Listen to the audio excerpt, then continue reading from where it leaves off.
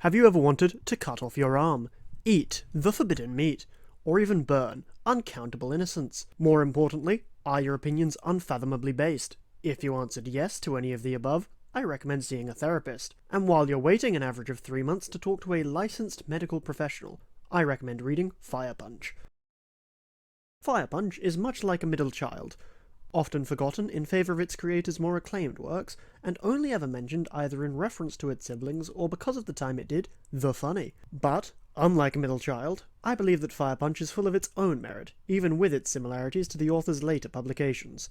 For those unfamiliar, Fire Punch was the first major work by Tatsuki Fujimoto, author of Chainsaw Man and an assortment of other works.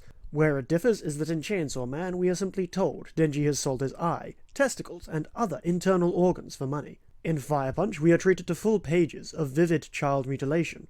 You know what they say, show, don't tell. And boy, does Fire Punch show. Like Fujimoto's other work, the style is often sketchy and rough.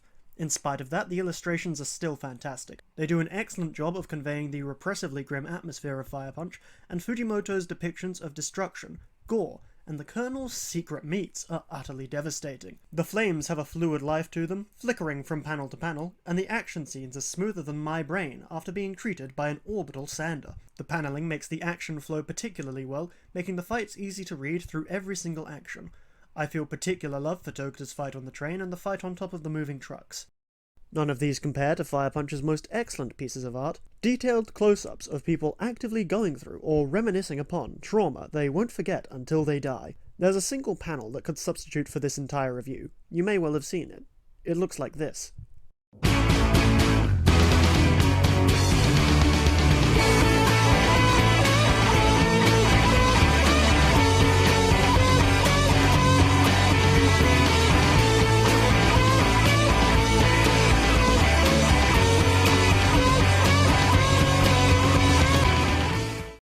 This panel alone exemplifies the struggle.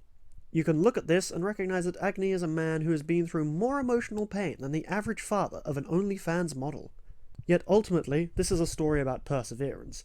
Agni seems to misinterpret the sick man's dilemma as a problem of how to set a new record on the number of atrocities one man can commit. Nonetheless, he always finds a reason to keep on living. So, what is Fire Punch about? It's the distant future and the world is engulfed in snow and ice after being frozen by the ice witch. Who is she? What is she doing? She's just chilling. Before becoming a naturist Human Torch, Agni was a teenage boy with incredibly powerful regeneration powers. Unfortunately, humanity is struggling to survive in this frozen world. But when you have regeneration, there's always a good source of fuel and food, readily to hand. One day, a group of soldiers led by a man called Doma arrive at his village. They come from the largest bastion of civilization left, Behemdolg, a place full of slaves, misogyny, and zealotry. Finally, a place I can truly belong. Doma is highly valued there thanks to his inextinguishable flames. The two of them have an amicable meeting.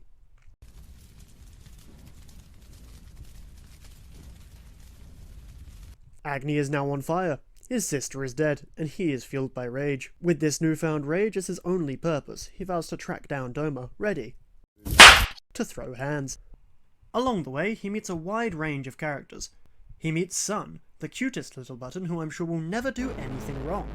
Judah, Doma's boss at the base department, who bears an uncanny resemblance to Agni's sister. And Toguta, a chaos goblin obsessed with films who also happens to have superpowers. It is difficult to talk about the problems with this story without getting into spoilers. Skip ahead to the times shown on screen if you're at all interested in reading Fire Punch. You have been warned. Agni arrives at Behemdolg far faster than expected thanks to the power of Amazon Prime. Unfortunately, Doma is not currently there to sign for his package, and so they keep him from regenerating. Agni eventually meets Doma, but he still won't sign, leading Agni to be returned to the sender's address in the ocean. We also learn that Judah created the fictional religion of Behemdolg to keep its people persevering, and the Ice Witch is fictional. In reality, the world has just entered an ice age. Before being disposed of, Agni is rescued by Toguta, where they make a deal that Agni will star as the protagonist of Toguta's film in exchange for help finding and killing Doma. Agni trains and acquires some sick-ass drip. Meanwhile, Toguta journeys to Behemdolg to do what is called in criminal law a moderate amount of trolling. 3 death row prisoners are released for the purpose of killing Agni, each of which is a highly complex character. The best you can say is that they certainly try. While on his way to fight them, Agni realizes that he truly wants is to save people, and so starts on his path to a better life. Then he burns down a city and kills thousands of people. After that, a man with a bat called Batman arrives in a convoy of trucks Agni liberated earlier in the story, and takes the people of Behemdog and Togta with him. The Behemdog army pursues them, but fortunately Batman is skilled at parrying bullets with a piece of wood. Agni stays behind in Behemdog, running from Judah, who is trying to make a funny reference to a certain Vietnamese monk. They are interrupted by the Ice Witch, who doesn't exist, who then does this, and steals the corpse of Judah. Agni forgets about this, and follows his friend's tracks.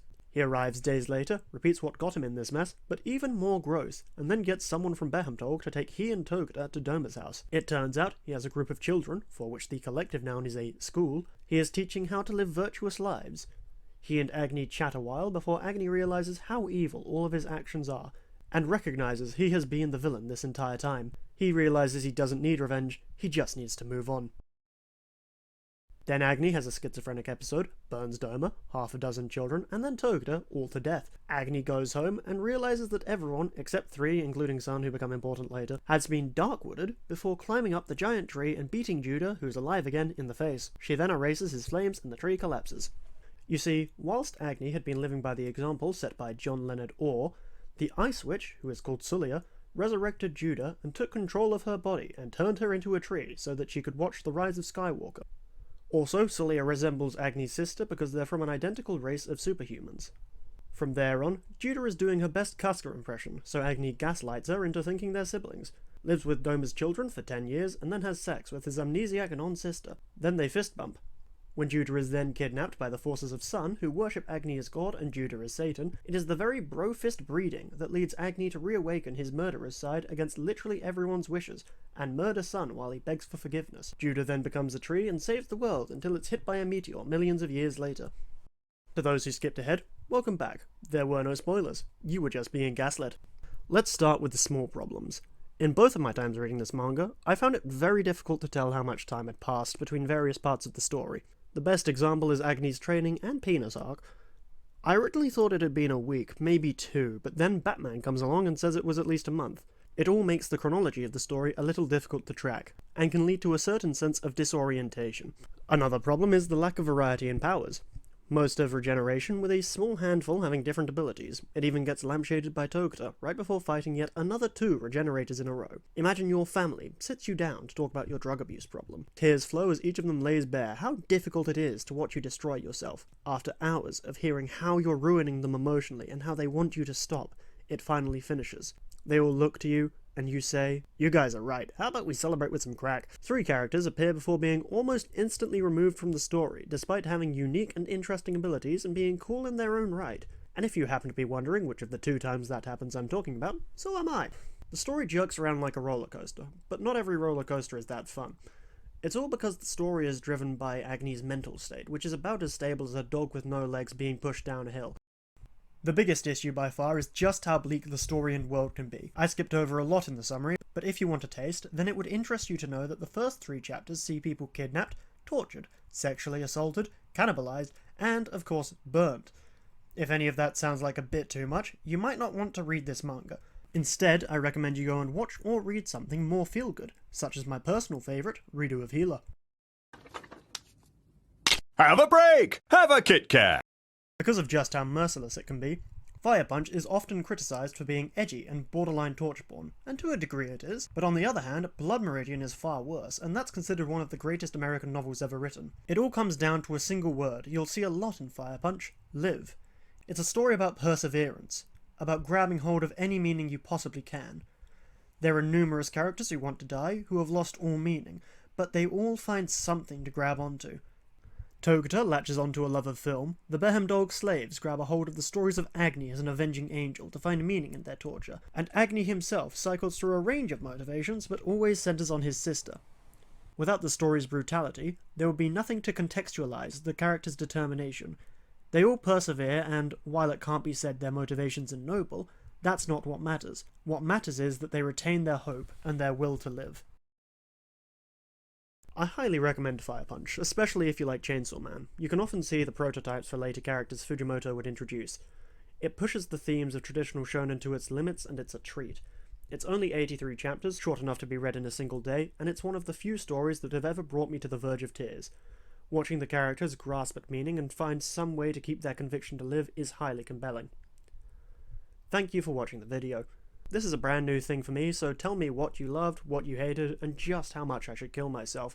Any advice or criticism is highly welcome, and if you enjoyed, please subscribe. Hopefully I'll make more. Hey! How about you smash right there? Smash right there!